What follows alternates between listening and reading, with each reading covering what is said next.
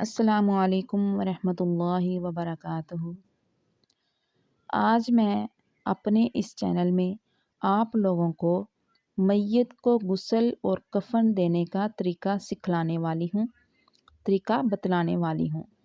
دیکھیں، اس دنیا سے تو سب نے جانا ہے، تو کیوں نہ ہم میت کو غسل دینے کا اور کفن پہنانے کا طریقہ ہم سیکھ لیں، جس سے ہم اپنے پیاروں کو خود غسل دیں اور خود کفن ان کو پہنائیں جنہوں نے اپنے رب سے ملاقات کرنی ہے۔ کئی عورتیں ایسی ہوتی ہیں کہ ان کو غسل دینے کا پتہ نہیں ہوتا، کفن پہنانے کا پتہ نہیں ہوتا، لیکن وہ مردے کو غسل دینے لگ جاتی ہیں، کفن پہنانے لگ جاتی ہیں، تو کافی دیر لگا دیتی ہیں۔ تو کیوں نہ ہم خود اپنے پیاروں کو جو اس دنیا سے چلے جائیں ان کو خود غسل دیں، خود کفن پہنائیں۔ تو چلے شروع کرتے ہیں ہم اپنی ویڈیو کو، کیسے ہم نے میت کو غسل دینا ہے، کیسے ہم نے ان کو کفن پہنانا ہے۔ نحمدہ ونصلی علی رسولہ الکریم، اما بعد فاعوذ باللہ من الشیطان الرجیم، بسم اللہ الرحمن الرحیم۔ غسل میت اور کفن پہنانا۔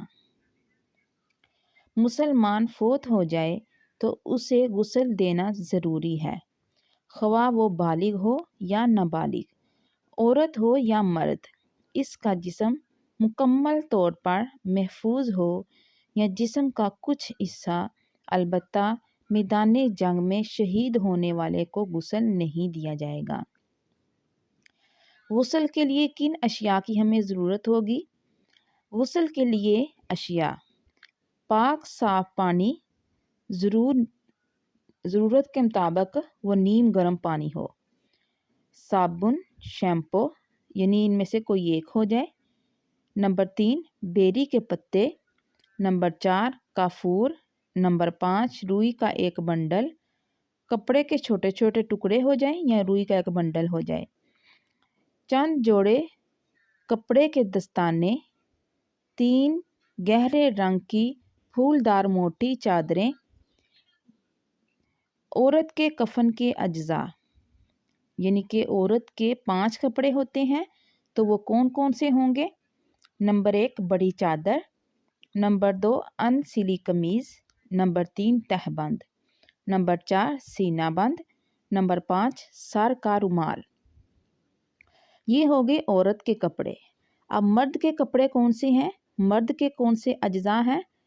مرد کے اجزاء یہ ہیں: نمبر 1، ان سلی قمیض۔ نمبر 2، تہبند۔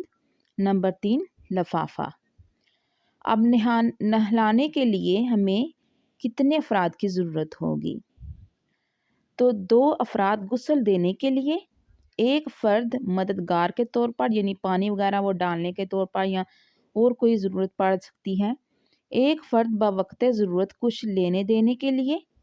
غسل دینے والوں اور مددگاروں کے علاوہ کسی کی موجودگی مکروہ ہے، یعنی وہی صرف ہو جنہوں نے مردے کو نہلانا ہے، غسل دینا ہے، باقی اور کوئی نہ ہو، یہ ان کی موجودگی کیا ہوگی؟ مکروہ ہوگی۔ رضائے الہی اور اپنے گناہوں کی بخشش کی نیت سے میت کو غسل دینا چاہیے، یعنی کہتے ہیں نا کہ جو بندہ میت کو غسل دیتا ہے وہ گناہوں سے پاک ہو جاتا ہے۔ رضائے الہی اور اپنے گناہوں کی بخشش کی نیت سے میت کو غسل دینا چاہیے۔ دوران غسل میت میں کوئی عیب یا تبدیلی نظر آئے تو اسے راز رکھنے پر اجر و ثواب کا وعدہ ہے۔ اگر میت کی کوئی ہمیں عیب نظر آ جاتا ہے، کوئی جسم میں تبدیلی نظر آ جاتی ہے، تو اسے چھپا کر رکھنا چاہیے، اسے کسی کو ظاہر نہیں کرنا چاہیے، بتانا نہیں چاہیے، کیونکہ یہ بہت سخت گناہ ہے۔ غسل کی جگہ کا انتخاب، یعنی کس جگہ ہم میت کو غسل دیں گے۔ میت کے غسل کے لیے عموماً غسل خانہ ہی استعمال کیا جاتا ہے۔ اگر گھر میں غسل خانہ چھوٹا ہو تو کسی اور مناسب جگہ پر مکمل پردے کا انتظام کر کے غسل دیا جا سکتا ہے۔ غسل کی جگہ کا انتخاب کرتے وقت پانی کے نکاس کو مد نظر رکھنا ضروری ہے۔ غسل والا تختہ सर की जानिब से कदरे ऊंचा हो, यानी सर की तरफ से ऊंचा हो तो पानी जो है वो आराम से बह जाएगा। इसके लिए तख्ता के नीचे सरहाने वाली तरफ 2 ईंटें रखी जा सकती हैं। समझ आइए आप लोगों को कि सर की तरफ 2 ईंटें रख लें जिसकी वजह से पानी आराम से नीचे चला जाएगा। गुस्ल कराने वालों के करीब इस्तेमाल शुदा दस्ताने और रुई डालने के लिए टोकरी या थैला रखा होना चाहिए। आपने ये चीज़ें जो हैं अपने जहन में याद कर लेनी है और ख़ुद अपने प्यारों को गुस्ल दिया करें, अपने प्यारों को ख़ुद कफन दिया करें। दूसरों के नहलाने से तो हमें ये शक रहता है पता नहीं उन्होंने सही गुस्ल दिया होगा या नहीं, उन्होंने सही कफन दिया है हमारे प्यारों को या नहीं। तो जब हम खुद अपने प्यारों को नहला लेते हैं, उन्हें कफन दे लेते हैं, तो कुछ हमारे दिलों में भी अल्लाह की तरफ से सब्र आ जाता है, सुकून मिल जाता है। तो इसलिए मैं ये आपके लिए ही बना रही हूँ वीडियो, अपनी बहनों के लिए, अपने भाइयों के लिए, कि वो खुद अपने प्यारों को कफन दें, अपने प्यारों को गुस्ल दें। तो आपने ये तरीका याद अच्छे तरीके से कर लेना है। आगे कहते हैं कि गुस्ल का पानी तैयार करना, कि हमने गुस्ल जब देना है तो पानी हमने किस तरह तैयार करना है। हस्बे ज़रूरत साफ़ नीम गर्म पानी तैयार रखें। बेरी के धुले हुए पत्ते एक बर्तन में उबलने के लिए रख दें, यानी कि जब हमने बेरी के पत्ते लेके आने हैं तो उनको हमने क्या करना है, पहले अच्छी तरह धो लेना है, फिर उनको उबलने के लिए रख देना है। 2-3 जोश आने पर छान लें और ये पानी तमाम बाल्टियों बर्तनों में मिला दें। जिस दौरान ये पानी तैयार हो रहा हो, चारपाई पर कफन बिछा लें। एक बाल्टी में काफूर मिलाकर अलग रख लें। ये मैयत पर बहाया जाने वाला आखिरी पानी होगा। ठीक है, ये मैयत पर आखिरी पानी होगा जो उस पर डालना है। तो आगे कहते हैं अब गुस्ल का तरीका। चीज़ें तो हमने तैयार कर ली, चीज़ें हमने तैयार करके अपने पास रख ली। अब क्या करना है कि हमने गुस्ल देना है। गुस्ल जो तरीका है वो अच्छी तरह अपने दिमाग को हाजिर करके समझें। गुस्ल की जगह दाखिल होने से पहले बिस्मिल्लाह पढ़ लें। गुस्ल खाना में कोई पाकीज़ा कलाम पढ़ना या ऐसा कागज़ और किताब ले जाना दुरुस्त नहीं है। ठीक है, जो पहली औरतें थी, जो कि हमारे पहले ज़माने की औरतें थी हुआ करती थी, उनमें बहुत ही ऐसी बातें पाई जाती हैं जो कि गुस्ल में नहीं होनी चाहिए, तो वो अपने पास ही कुछ ना कुछ करती रहती हैं। इसलिए मैं आपको इस्लामी तरीके से गुस्ल देना जो शरीयत में है तरीका वो आपको बता रही हूँ। तो आपने इनको सीख के ऐसे ही गुस्ल देना है। क्या करना है कि गुस्ल की जगह दाखिल होने से पहले बिस्मिल्लाह पढ़ लें। गुस्ल खाना में कोई पाकीज़ा कलाम पढ़ना या ऐसा कागज़ और किताब ले जाना दुरुस्त नहीं है। मैयत को चादर समेत तख्ते पर लटा दें। पाँव किबला की तरफ नहीं होने चाहिए। उठाने में मुश्किल दरपेश होने की सूरत में मैयत को मर्द हजरात से भी मदद ली जा सकती है। यानी अगर मैयत जो है वो भारी है, यानी कि वो मैयत जो थी, जो मुर्दा है, वो अगर भारी है, उठाया नहीं जाता, तो मर्द हजरात भी उठाकर उसे गुस्ल खाने में जहाँ यानी कि मैयत को नहलाना हो वहाँ रख सकते हैं, उनसे मदद ली जा सकती है। मर्द का कफन बनाने का तरीका, ये तो था औरत के कफन बनाने का तरीका। अब हम मर्द के कफन बनाने का तरीका समझ लेते हैं। मर्द के कफन में 3 कपड़े होते हैं, यानी इज़ारबंद, कमीज़, लफाफा। अब इनकी तफसील बयान की जाएगी। इज़ारबंद बनाने का तरीका, इज़ारबंद कैसे बनाया जाता है उसका तरीका। औरत के कफन बनाने का तरीका हम आगे समझेंगे। पहले हम मर्द के कफन बनाने का तरीका समझ लेते हैं। इज़ार बंद बनाने का तरीका। इज़ार बंद को तहबंद भी कहते हैं और चादर भी कहते हैं। इसको बनाने का तरीका ये है कि मैयत के कद के बराबर इसे काट लें, यानी इसकी मिकदार चोटी से कदम तक हो, यानी सर से लेके पाँव तक इसकी जो है वो मिकदार हो। कमीज़ बनाने का तरीका। कमीज को कफनी भी कहते हैं। ये गर्दन से लेकर घुटनों के नीचे तक हो और आगे और पीछे दोनों तरफ से बराबर हो। बाज़ लोग पीछे कम रखते हैं और आगे ज़्यादा, ये गलत है। और कुछ लोग इसकी सिलाई कराते हैं जो कि दुरुस्त नहीं है। इसमें चाक और आस्तीन नहीं होती। इसको बनाने का तरीका ये है कि मर्द के कफन को मोढे पार से चीरें, यानी जिस तरह आम कमीज़ इस्तेमाल करते हैं उस तरह इसका गिरेबान ना हो, बल्कि एक कंधे से लेकर दूसरे कंधे तक हो। समझ आई आप लोगों को? अगर नहीं आती तो बार बार आप इस वीडियो को दोहरा के सुन सकते हैं, समझ सकते हैं। लफाफा बनाने का तरीका। लफाफा को बड़ी चादर भी कहते हैं। इसकी मिकदार ये है कि मैयत के कद से बड़ी हो कि दोनों तरफ से आसानी के साथ बांधी जा सके। इसके बनाने का तरीका ये है कि पहले मैयत के कद से नाप लें, फिर तकरीबन 2 या 3 बालिश्त एक हाथ के बराबर बड़ी काट लें। ठीक है। औरत का कफन बनाने का तरीका। पहले हमने मर्द के कफन बनाने का तरीका समझा, अब हम औरत के कफन बनाने का तरीका समझते हैं। औरत का कफन 5 कपड़े हैं: इज़ारबंद, कमीज़, लफाफा, खुमार, खरका। इज़ारबंद बनाने का तरीका। जिस तरह मर्दों का इज़ारबंद होता है बिल्कुल इसी तरह औरतों का इज़ारबंद होता है। कमीज़ बनाने का तरीका। मर्द और औरत की कमीज़ यानी कफनी में फ़र्क सिर्फ इतना है कि मर्द की कफनी कंधों की सीमत से चीरी जाती है और औरत की छाती की तरफ से, यानी जिस तरह आम कमीज़ बनाई जाती है सामने गिरेबान होता है, बिल्कुल इसी तरह औरतों की कमीज़ यानी कफनी बनाई जाती है। खुमार बनाने का तरीका। खुमार यानी ओढ़नी, इसको दुपट्टा भी कहा जाता है। ये निसफ पुश्त से लेकर सीना तक होनी चाहिए, जिसका अंदाज़ा 3 हाथ यानी 1.5 गज है और अर्ज इस एक कान की लो से दूसरे कान की लो तक। और जो लोग मैयत पर ज़िंदगी की तरह ओढ़नी रखते हैं बेजा और खिलाफे सुन्नत है। खरका बनाने का तरीका। खरका यानी सीना बांध, ये पुस्तान से लेकर नाफ तक और बेहतर ये है कि रान तक हो। आलमगीरी में है कि बेहतर ये है कि सीना बंद पुस्तान से रान तक हो। नाबालिग बच्चे और बच्ची का कफन। नाबालिग बच्चा जो हद्दे शहवत को पहुंच गया हो, इसका अंदाज़ा आप यूं लगा सकते हैं कि अगर लड़का 12 साल की उम्र तक पहुंच गया हो तो हद्दे शहवत भी यानी बलागत में शुमार किया जाएगा, और बच्चे की उम्र अगर 9 साल की हो तो वो भी बालिग के हुक्म में है। नीज जो बालिग ना हो यानी छोटी लड़की को आप 2 कपड़े दे सकते हैं। अगर बच्चा छोटा हो तो उसे 1 कपड़ा भी दे सकते हैं, मगर अफजल यही है कि इनका भी सुन्नत के मुताबिक कफन दिया जाए, अगरचा 1 दिन का बच्चा ही क्यों ना हो।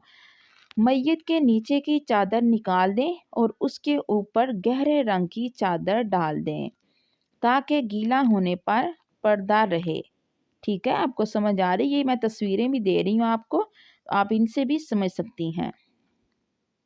मैयत के कपड़े आसानी से ना उतर सकें तो एहतियात से काट लें। काटते हुए हाथ मैयत के कपड़े और जिस्म के दरमियान रहे और कैंची भी नोकदार ना हो। इस दौरान ऊपर डाली गई चादर ऊपर रहेगी और हत्ता इम्कान पर्दे के साथ मैयत को गुस्ल और कफन दिया जाएगा ताकि सतर पर नज़र ना पड़े।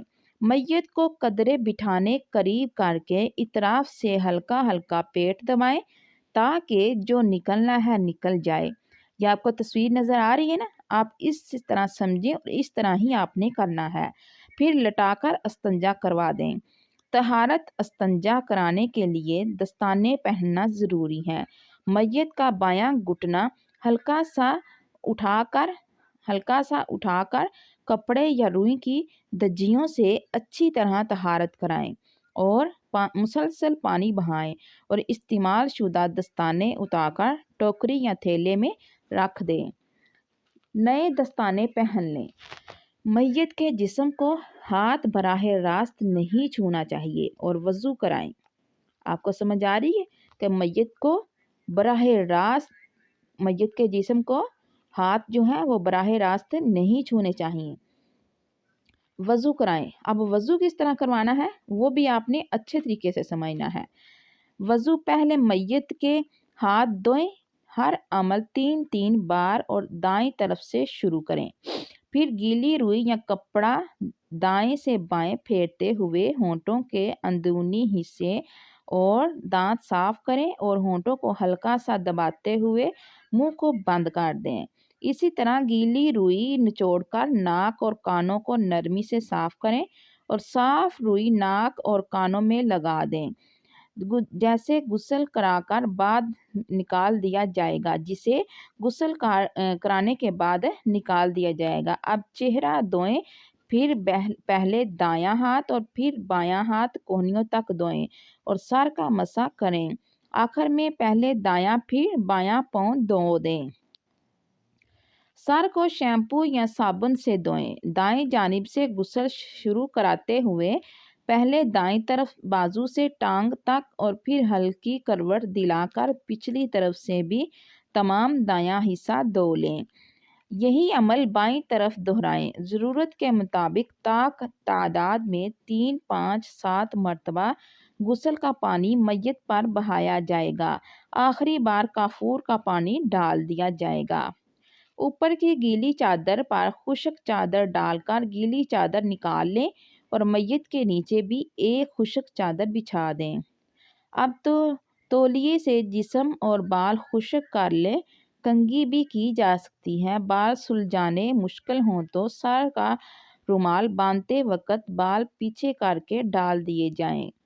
میت کو غسل دیتے ہوئے مکمل خاموشی اختیار کریں۔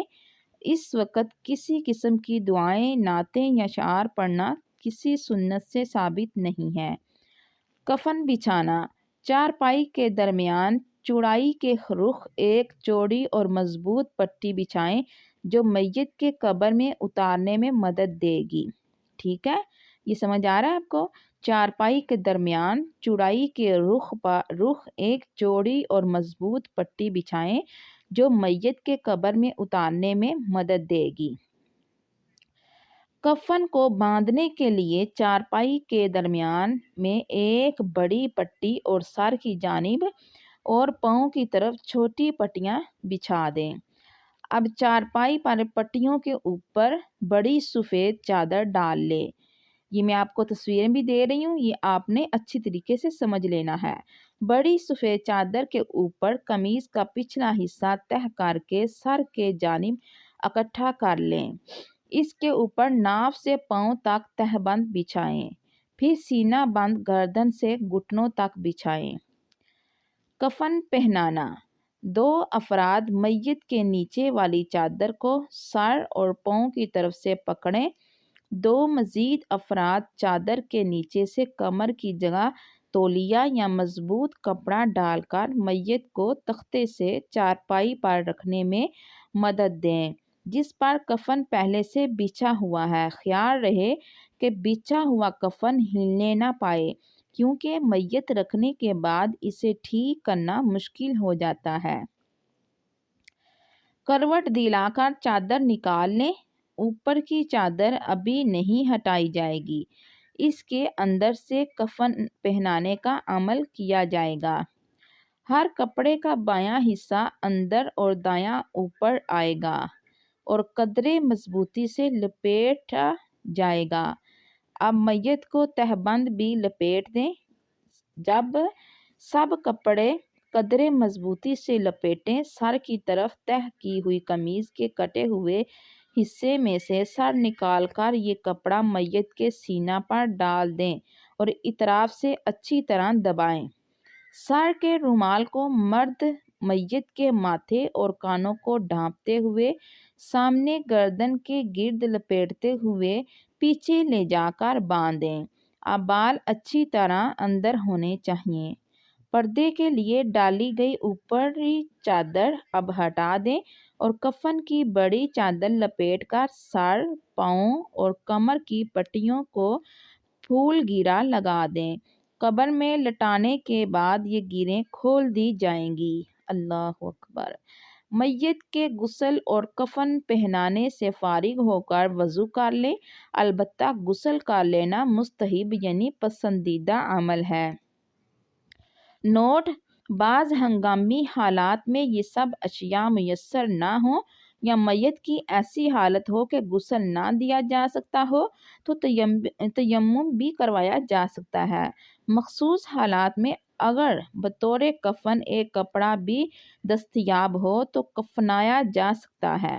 مجبوری میں ایک مرد بھی غسل دے سکتا ہے۔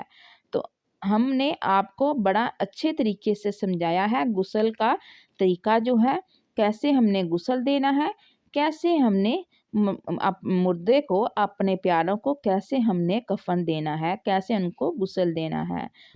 اب کہتے ہیں کہ کفن کی وصیت کرنا۔ اگر میت نے وصیت کی ہو کہ مجھے صرف 2 کپڑوں میں کفن دیا جائے تو اس کی وصیت پر عمل نہیں کیا جائے گا بلکہ سنت مصطفیٰ صلی اللہ علیہ وسلم کی پاسداری کی جائے گی۔ ہاں، اگر اس نے جائز طریقے کی وصیت کی ہو تو اس پر عمل کیا جائے گا۔ مثال کے طور پر اس نے کہا کہ مجھے 4 کپڑوں میں کفن دینا یعنی مجھے عمامہ بھی باندھنا، تو یہ جائز ہے، لہٰذا عمل کیا جائے گا۔ اور کفن کی وصیت کر جانا کتنے صحابہ رضی اللہ تعالیٰ عنہ سے ثابت ہے۔ حضرت عمر رضی اللہ تعالیٰ عنہ کی وصیت۔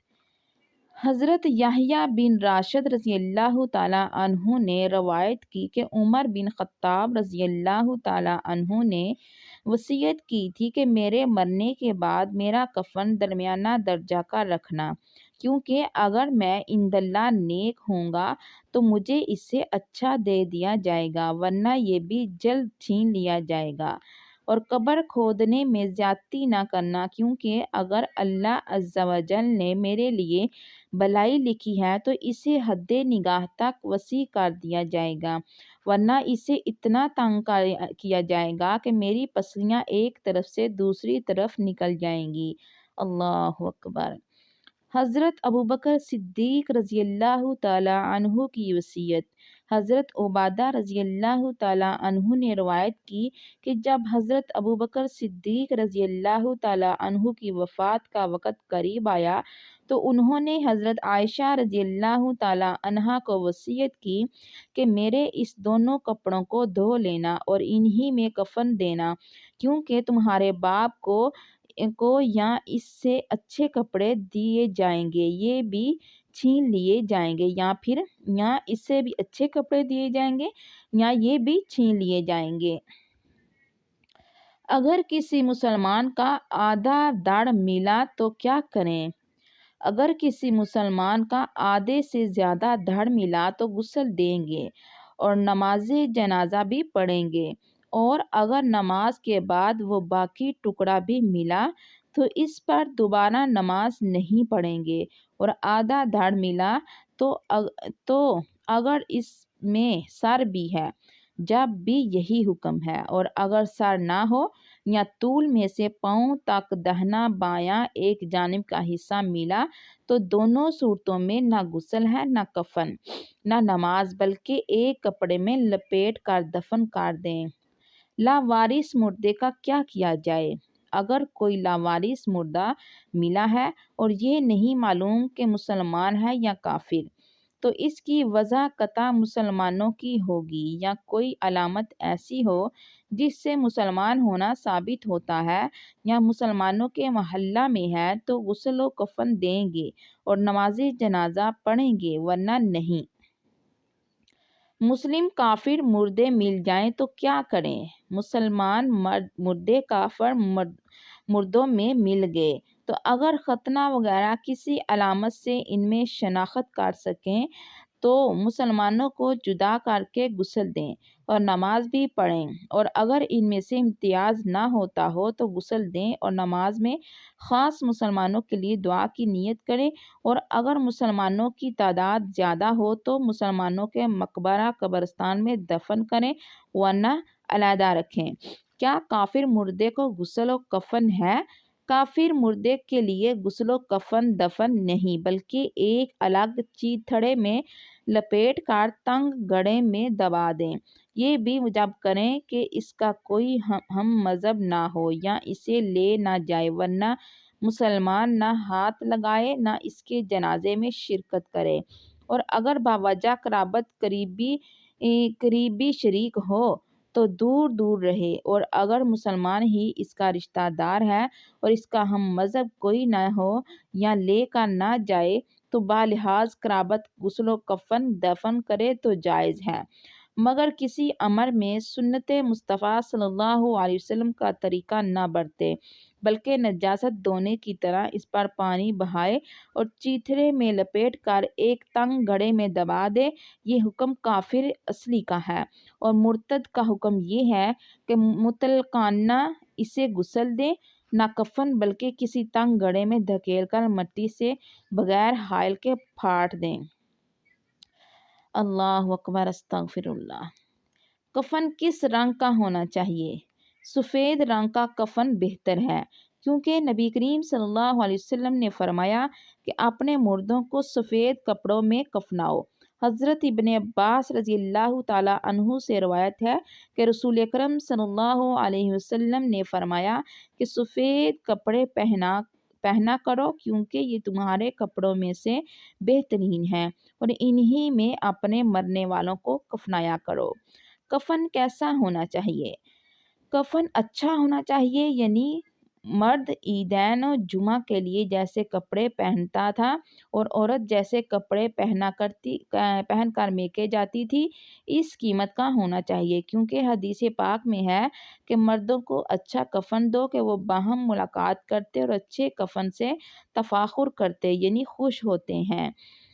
حضرت ابو قتادہ رضی اللہ تعالیٰ عنہ سے روایت ہے کہ نبی کریم صلی اللہ علیہ وسلم نے ارشاد فرمایا، جب کوئی اپنے بھائی کے امور کانگران ہو تو اس سے چاہیے کہ اپنے بھائی کو اچھا کفن دے۔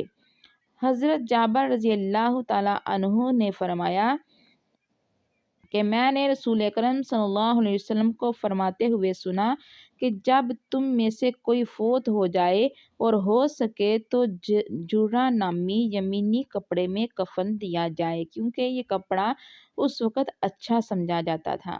حضرت عمیر بن اسود رضی اللہ تعالیٰ عنہ سے روایت کی کہ معاذ بن جبل رضی اللہ تعالیٰ عنہ نے اپنی بیوی کے لیے وصیت کر کے چلے گئے، وہ مر گئیں، لوگوں نے ان کو 2 کپڑوں میں کفنا کر دفن کر دیا۔ اب جب وہ آئے تو انہوں نے دریافت کیا کہ کیا کفن پہنایا؟ کہا کہ پرانے 2 کپڑے کفن میں دیے، تو انہوں نے نکال کر اچھا کفن دیا اور کہا کہ اپنے مردوں کو اچھا کفن دو، کیونکہ یہ اسی کفن میں اٹھیں گے۔ حضرت جابر رضی اللہ تعالیٰ عنہ سے روایت ہے کہ رسول اکرم صلی اللہ علیہ وسلم نے فرمایا، اپنے مردوں کو اچھا کفن دو کہ وہ قبروں میں ایک دوسرے سے ملاقات کرتے ہیں اور ایک دوسرے پر فخر کرتے ہیں۔ صحیح مسلم میں بھی اس قسم کی روایت ہے۔ علماء کرام رحمہ اللہ تعالیٰ فرماتے ہیں کہ اچھے کفن سے مراد یہ ہے کہ وہ سفید پاک صاف ہو، کیونکہ حدیث شریف میں زائد قیمتی کفن کی ممانعت فرمائی گئی ہے۔ کیا کسی اور رنگ کا کفن جائز ہے؟ قسم یا زعفران کا رنگا ہوا ریشم کا کفن مرد کو ممنوع ہے اور عورت کے لیے جائز ہے، یعنی جو کپڑا زندگی میں پہن سکتا ہے اس کا کفن دیا جا سکتا ہے، اور جو زندگی میں ناجائز ہے اس کا کفن بھی ناجائز ہے۔ اگر کسی نے قیمتی کفن کی وصیت کی تو پھر کیا کریں؟ اگر کسی نے یہ وصیت کی کہ اسے 1000 روپے کا کفن دیا جائے تو یہ نافذ نہ ہوگی، بلکہ متوسط درجہ کا دیا جائے، اور اسی طرح کسی نے یہ وصیت کی کہ کفن میں اسے 2 کپڑے دیے جائیں تو یہ وصیت بھی نافذ نہ ہوگی اور اسے سنت کے مطابق ہی کفن دیا جائے گا۔ کیا پرانے کپڑے کا کفن ہو سکتا ہے؟ جی ہاں، پرانے کپڑے کا کفن بھی ہو سکتا ہے، مگر پرانا ہو تو کم از کم دھلا ہوا ہو کہ کفن